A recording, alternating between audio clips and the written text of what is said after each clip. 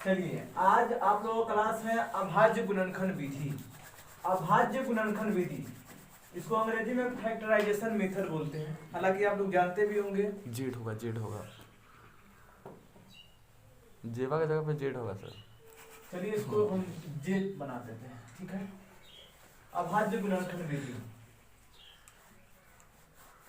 तो आप लोग लघुत्तम जूनियर क्लास में पढ़े होंगे।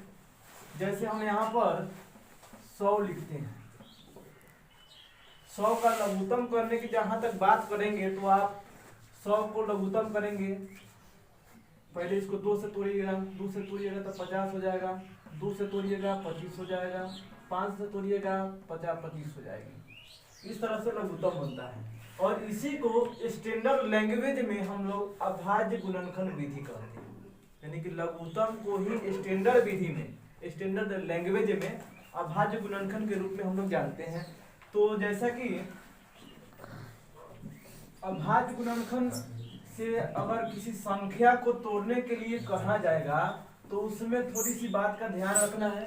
बात यही है कि जैसे आप किसी संख्या को फैक्टराइज करेंगे यानी कि तोड़ेंगे तो उस संख्या को सीरियल नंबर से तोड़िएगा।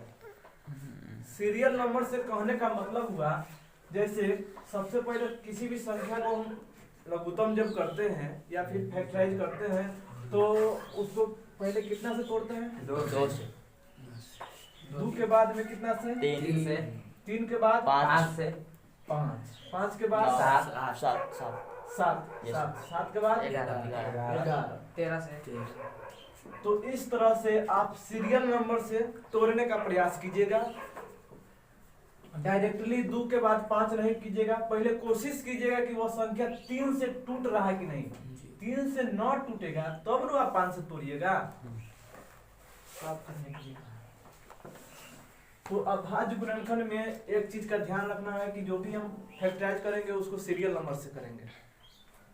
तो इसमें जो पहला क्वेश्चन है आपके एक्सरसाइज 1.2 का, एक्सरसाइज 1.2 में पहला क्वेश्चन है 140। यही ना है जी, पहिलका का पहला नंबर 140 है। इसका आपको अभाज्य गुणनखंड के गुणनफल के रूप में व्यक्त करना है।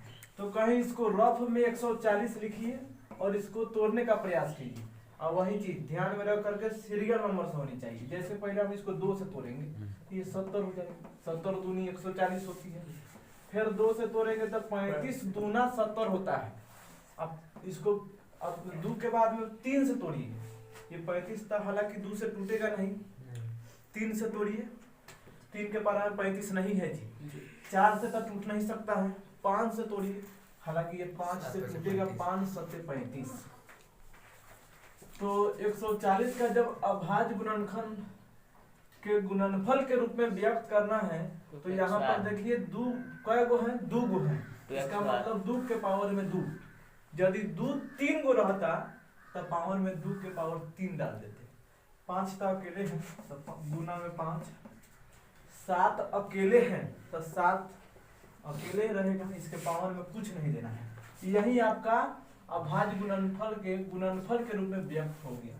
140 का यही अभाज्य गुणनखंड है। तो आइए अब दूसरे नंबर पर, उसको साफ करते हैं। चलिए दूसरा नंबर आप क्वेश्चन है 127 लिखिए ना, 127 लिखिए ना ऊपर। एक्सरसाइज यही है 1.2। 20 हो गया। 1.2 है। 26 और 91। 26 और 91, इसका HCF और LCM ज्ञात करना है और इसका जांच भी करना है। दूसरा का पहला क्वेश्चन है 26 और 91 का, इसमें अपना से एक बात जोड़ना है। 26 और 91 का HCF और LCM दोनों निकालना है। तो हालांकि HCF और LCM 2 तरीका से निकलता है। सबसे साधारण और सबसे सटीक विधि यही माना जाता है अभाज्य गुणनखंड विधि। इस विधि से खास करके गलत होने की संभावना खत्म हो जाता है। आइए इस विधि को बनाते हैं। सबसे पहले कोशिश कीजिए कोई भी मैथ हो, छोटा मैथ हो या बड़ा मैथ हो, जिस विधि से आप उसको फॉलो कर रहे हैं उस विधि का नाम जरूर लिखिए।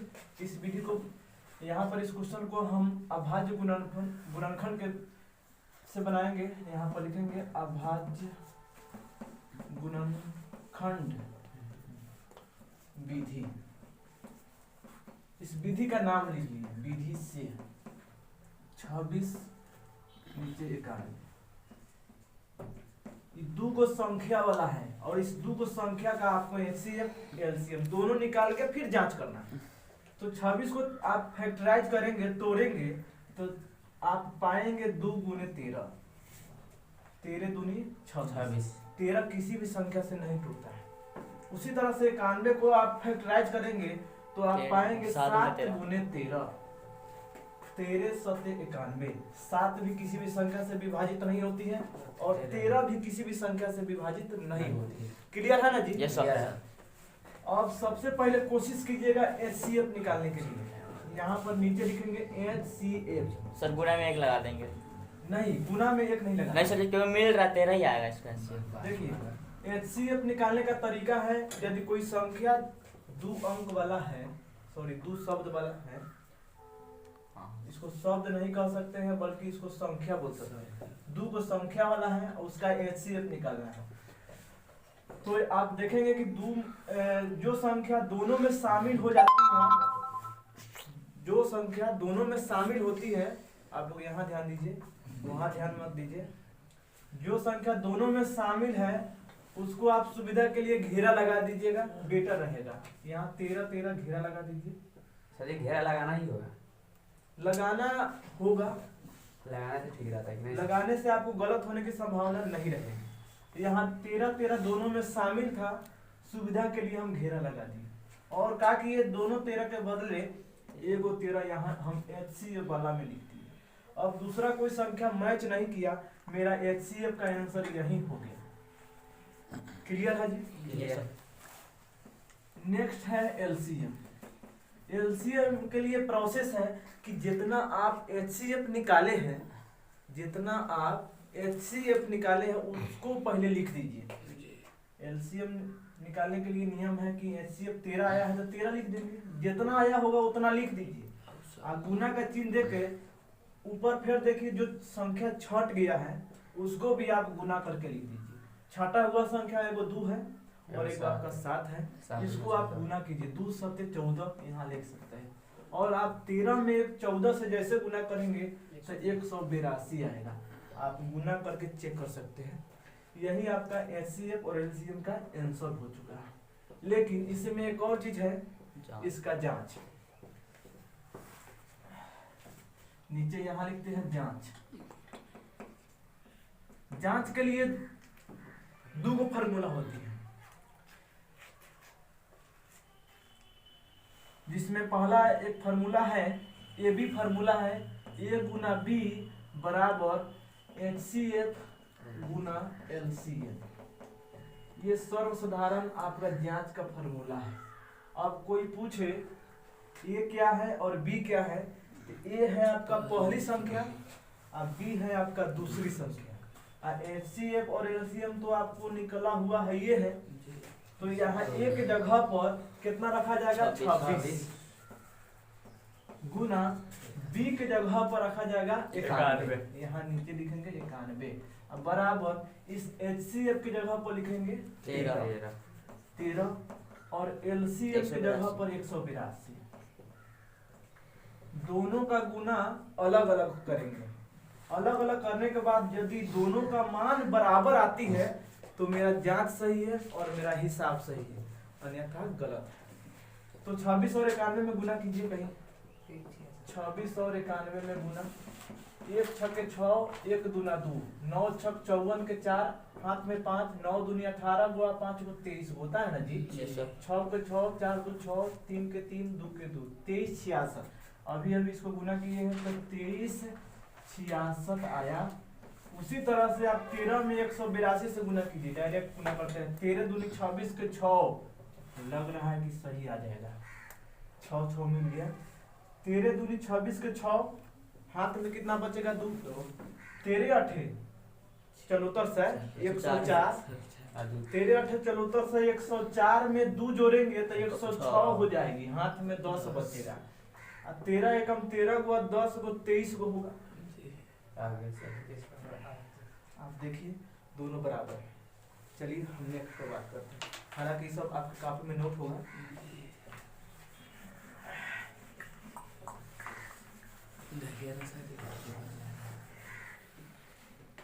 चलिए अब तीसरा का पहला क्वेश्चन है, ये दूसरा का पहला था, तीसरा का पहला क्वेश्चन कितना कितना है जी? 12 15 21 12 15 और 21। 12, 15 और 21 का HCF भी चाहिए और LCM भी चाहिए। LCM रुकिए, जब दो गो संख्या का HCF और LCM कहेगा निकालने के लिए तो वहां पर जांच लगा सकते हैं, लेकिन 3 गो संख्या का HCF और LCM कहे तो वहां पर जांच नहीं कीजिएगा, हालांकि करने के लिए भी आपको नहीं बोला जाएगा। इस क्वेश्चन को भी वही विधि से बनाएंगे, अभाज्य गुणनखंड विधि। इस विधि का नाम लिखते हैं अभाज्य गुणनखंड, अभाज्य गुणनखंड विधि। तो इस विधि में तीनों संख्या को अलग अलग तोड़ेंगे, जैसा पहले 12 दिया है, उसके नीचे 15, उसके नीचे आपका 21। 12 को तोड़िएगा तो 2 गुने 2 गुने 3 आएगा, 2 दूनी 4, 4 तिहाई 12। 15 को तोड़िएगा 3 गुने 5 कर सकते हैं, 3 5 15। 21 को तोड़िएगा 3 गुने 7 कर सकते हैं, 3 7 21। सर 7 गुने 3 भी कर सकते हैं। 7 में 3 से चाहे 3 में 7 से गुना कीजिएगा तो आंसर तो एक ही आएगा ना। अब यहाँ पर हम पहले प्रयास करेंगे HCF निकालने के लिए। HCF निकालने का तरीका है, अगर 3 अंक वाला है तो तीनों में शामिल होना चाहिए। तो यहाँ 3 3 3 तीनों में शामिल है। इसको सुविधा के लिए हम घेरा लगाएंगे, घेरा कहीं से भी हो सकता है। तीनों 3 के साथ ही हम 1 और 3 लिख देंगे। फिर देखिए कोई और संख्या है जो तीनों में शामिल है? नहीं। शायद नहीं, 2 इसमें है पर इसमें नहीं है, इसमें नहीं है, तो बस HCF यही आंसर हो गया। नेक्स्ट है LCM।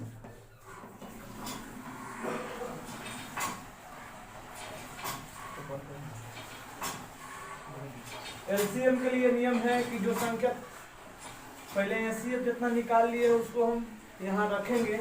LCM में 3 आया तो 3 रख के, और LCM में अगर 3 वाला संख्या है, कोई संख्या 2 गो में भी शामिल हो जाती है, उसको भी हम लोग लिखते हैं। हालांकि यहाँ 2 है तो इसमें 2 नहीं है, 2 इसमें है तो इसमें 2 नहीं है, 5 इसमें है तो 5 इसमें नहीं है, इसमें नहीं है। तो यानी कि अब कोई ऐसी संख्या नहीं है जो दोनों में शामिल है या फिर तीनों में शामिल है। तो यहाँ पर गुना हो जाएगा, 2 दूनी 4, 4 5 20, 20 सत्ते कितना होती है? 4 से 140। अब इसको गुना कीजिए, 14 तिहाई 42, 420 आपका LCM और 3 आपका HCF, यही आपका आंसर हुआ। चलिए अब हम लास्ट क्वेश्चन पर बात करेंगे, 4 नंबर पर। क्या कि ये क्वेश्चन अभी बना हुआ नहीं है आप लोगों की कॉपी में। चलिए लास्ट क्वेश्चन है 4 नंबर क्वेश्चन। परीक्षा के दृष्टि से काफी ज्यादा इम्पोर्टेंट है, हो सकता है कि इस साल यही क्वेश्चन परीक्षा में पूछा जा सके। आइए 4 नंबर। चलिए इसमें सबसे पहला स्टेप है, लिखेंगे दिया है, ठीक है। इसमें 2 संख्या दिया हुआ है, 306 और 657।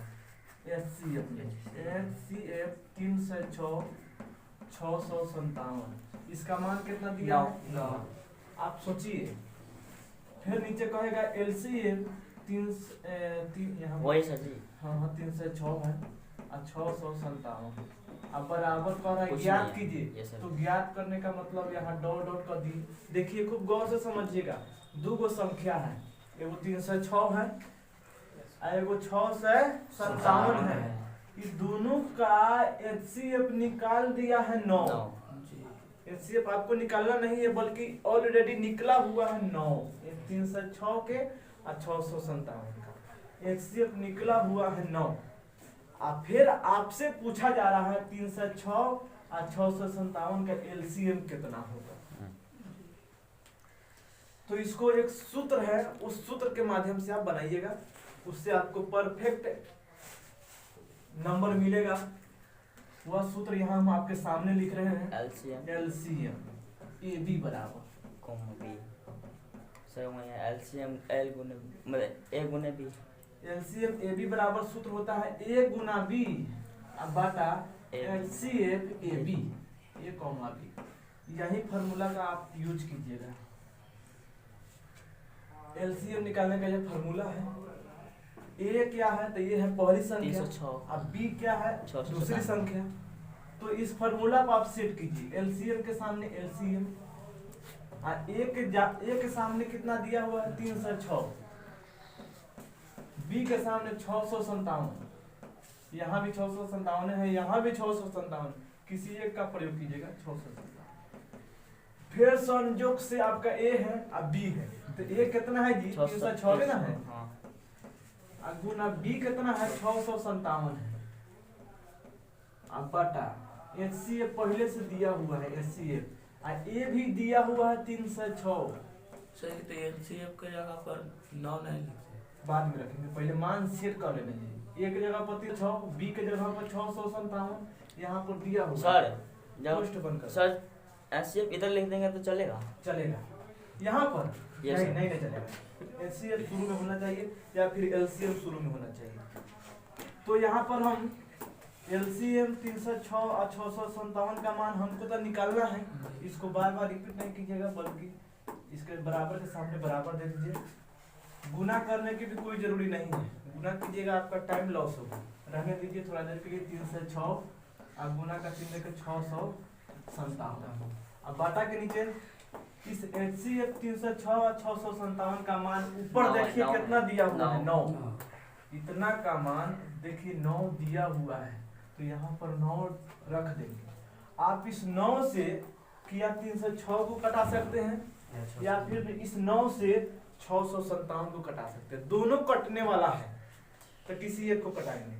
9 से इसको कटाइए, 9 तिरका 27, 27 28 29 30, 3 बचा, और 3 पर 6 36 हो गया, और 9 चौका 36, यहाँ 4 हो गया। अब यहाँ 34 है और गुना का 3 है 657। जैसे आप इसमें इससे गुना करेंगे तो आपको 23 कितना आएगा 22,338। 22,338। आप गुना करके चेक कीजिएगा। हमें याद था, हम लिख दिए हैं, लेकिन आप लोगों को याद थोड़े रहेगा। ऐसे बनाइएगा तो आप लोगों को भी याद हो ही जाएगा। तो यही आपका एलसीएम इसी दोनों संख्या का इतना 22,338 आया। चलिए धन्यवाद।